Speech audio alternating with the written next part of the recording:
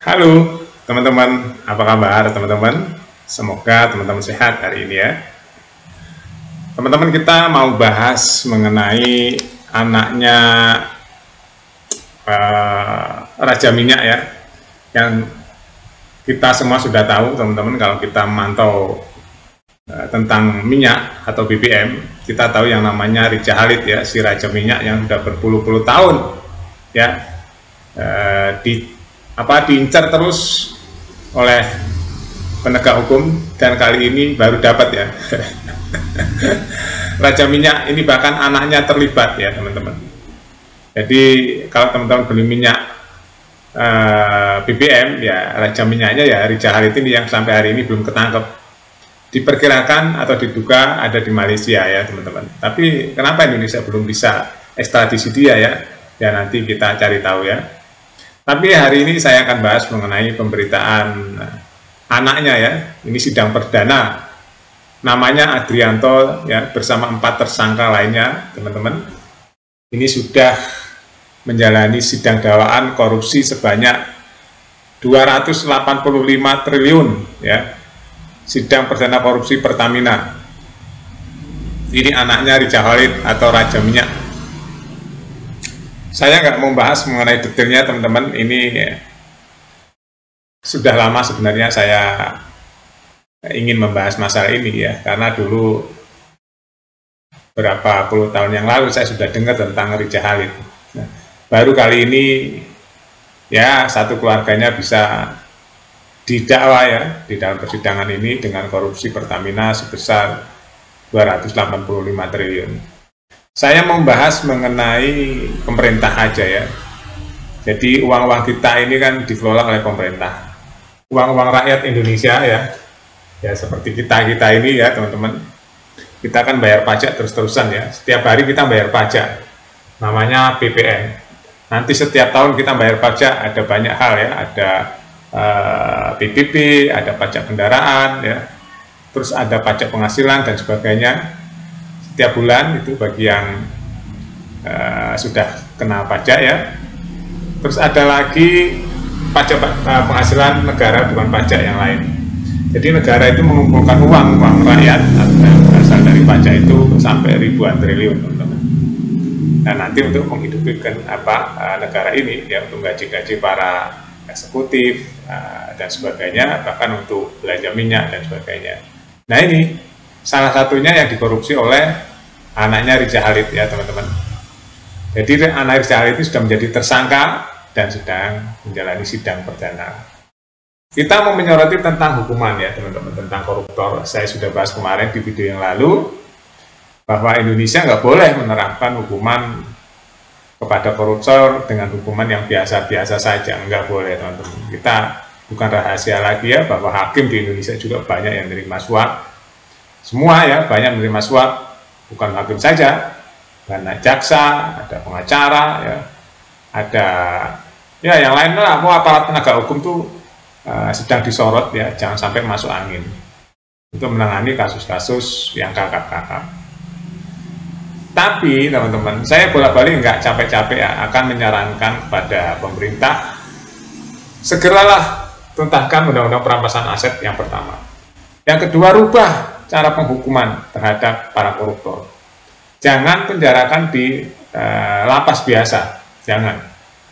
Bikin penjara khusus buat koruptor ya, khususnya koruptor yang kakap. Koruptor kakap itu bukan orang haparan ya.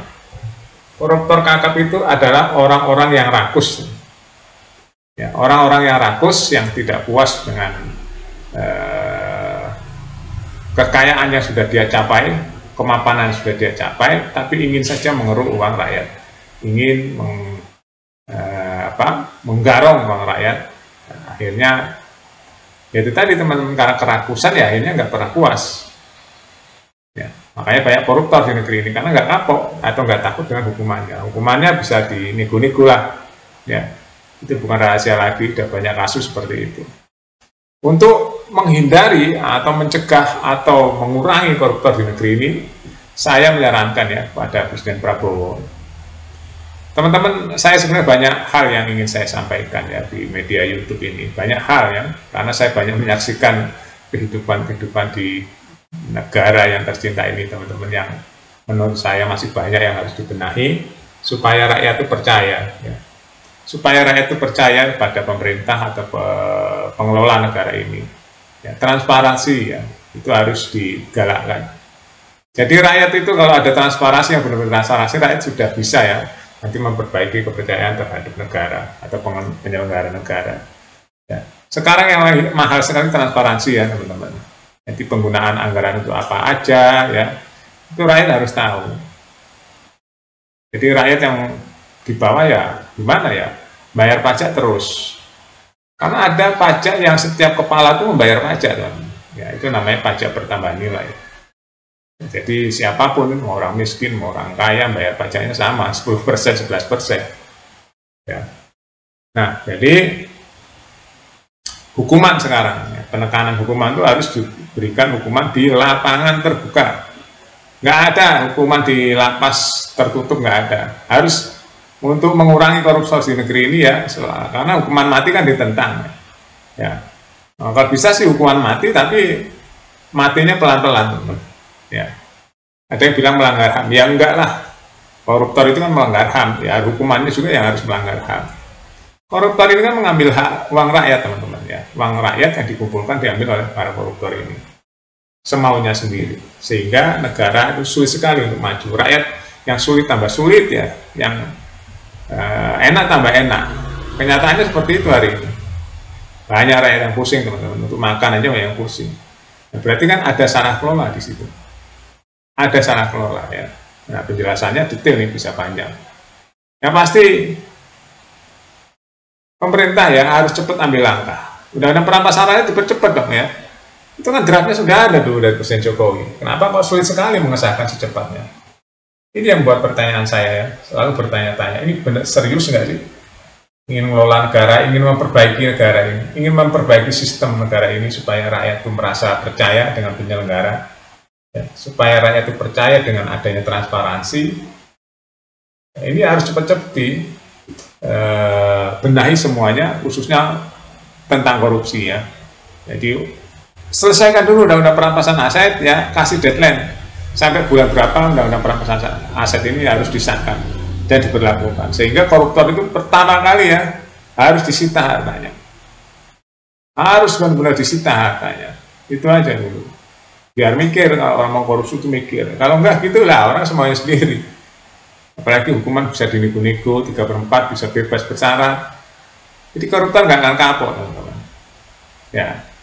Jadi buat Presiden Prabowo, ayolah percepat undang-undang perampasan aset dan tambah bikin penjara terbuka di lapangan khusus buat para koruptor, ya, khusus buat maling-maling kakak yang orang nggak tahu bersyukur.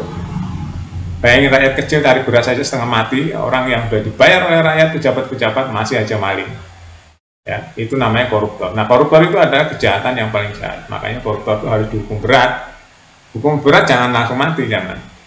Hukuman berat di lapangan terbuka, kasih 2 kali 1 meter aja kerangkengnya, dan ditulis itu korupsi apa, dari mana, departemen apa, ya, ditulis biar rakyat setiap hari bisa rekreasi melihat muka-muka para koruptor. Itu saya rasa yang ditakutkan oleh koruptor, hukuman seperti itu. Ya, semoga aja ini, ya, kalau DPR-nya bersih, pemerintahnya bersih, pasti suara saya pasti bisa diikuti, ya. Ini rakyat pasti akan menyambut. Hukuman buat para koruptor sekarang di lapangan. Hujan dihujanin, panas dipanasin, malam biarkan digigiti nyamuk. Oke, itu aja, teman-teman, ya. Opini kita update terus nanti berita-beritanya, ya, di Buat Makan TV. Sampai jumpa.